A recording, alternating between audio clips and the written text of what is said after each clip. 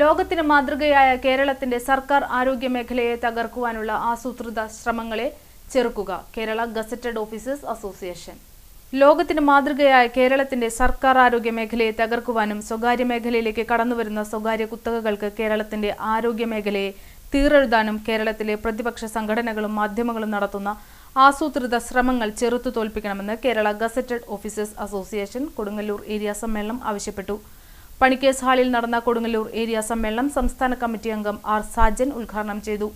എന്തായി ഗവൺമെന്റ് നടപ്പിലാക്കിയിട്ടുള്ള നയങ്ങൾ, നിലപാടുകൾ? 10 വർഷക്കാലം കൊണ്ട് ഈ ഗവൺമെന്റ് 2 ഘട്ടത്തിലാണ് തീരുമാനമെടുത്തതാണ്. 16 മുതൽ 21 വരെ 600 വാഗ്ദാനങ്ങൾ കൊടുത്തു ജനങ്ങൾക്ക് മുമ്പാകെ. ആ 600 വാഗ്ദാനങ്ങളിൽ 600 എണ്ണവും നടപ്പിലാക്കി. രണ്ടാമത് വീണ്ടും അധികാരത്തിൽ വരുന്നു. 900 വാഗ്ദാനം കൊടുത്തുകൊണ്ട് ഗവൺമെന്റ് വീണ്ടും ഇതിനെ ജനങ്ങളെ സമീപിക്കുന്നു. 900 വാഗ്ദാനങ്ങളിൽ 580 പൂർത്തീകരിച്ചു കഴിഞ്ഞ്, നടപടികൾ പൂർത്തീകരിച്ചു കഴിഞ്ഞ് ഗവൺമെന്റ് മുമ്പോട്ട് 20 എണ്ണവും അതിന്റെ നടപടിക്രമങ്ങൾ അവസാന ഘട്ടത്തിലേക്ക് പോവുകയാണ്. എവിടെയാണ് വികസനം എത്താത്തത്? ഈ ഗവൺമെന്റ് വികസനം നടപ്പിലാക്കാത്ത ഏതെങ്കിലും ഒരു മേഖല നമുക്ക് ചൂണ്ടിക്കാണിക്കാൻ വേണ്ടി കഴിയുമോ? ഏതെങ്കിലും ഒരു മേഖല? ഒരു മേഖലയിൽ നമുക്ക് ചൂണ്ടിക്കാണിക്കാൻ. പക്ഷേ പുകമറകൾ സൃഷ്ടിക്കുകയാണ്.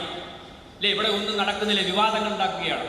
ഇപ്പൊ കഴിഞ്ഞ ദിവസം നിങ്ങൾ കണ്ടല്ലോ, ഇപ്പൊ ആരോഗ്യവകുപ്പ് മന്ത്രി ആരോഗ്യവകുപ്പ് മന്ത്രിയെ ആക്രമിക്കുന്നതിന് ലക്ഷ്യം എന്താ? ആരോഗ്യവകുപ്പ് മന്ത്രിയെ ആക്രമിക്കുന്നതിന് ലക്ഷ്യം വേറൊന്നുമല്ല, അതിൽ കൃത്യമായ ഹിഡൻ അജണ്ടയുണ്ട്.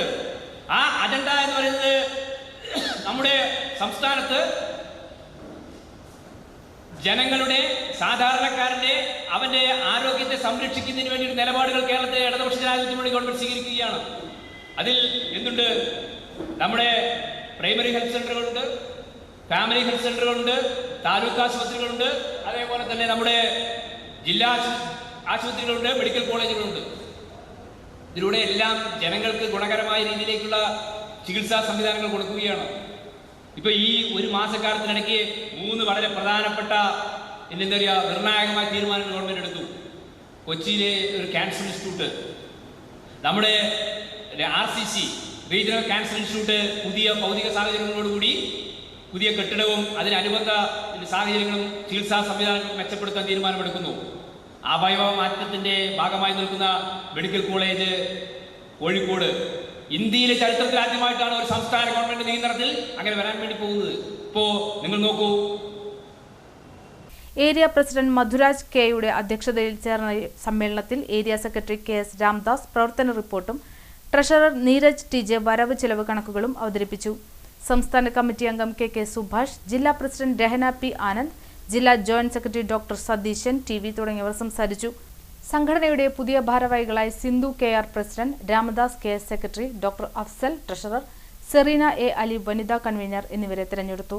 തുടർന്ന് SN പുരം മാർക്കറ്റ് ഓഡിറ്റോറിയത്തിൽ നടന്ന പൊതുസമ്മേളനം Mathilakam block panchayat president TK Ramesh Babu ഉദ്ഘാടനം ചെയ്തു. KGOA ജില്ലാ പ്രസിഡന്റ് രഹന P ആനന്ദ് അധ്യക്ഷത വഹിച്ചു.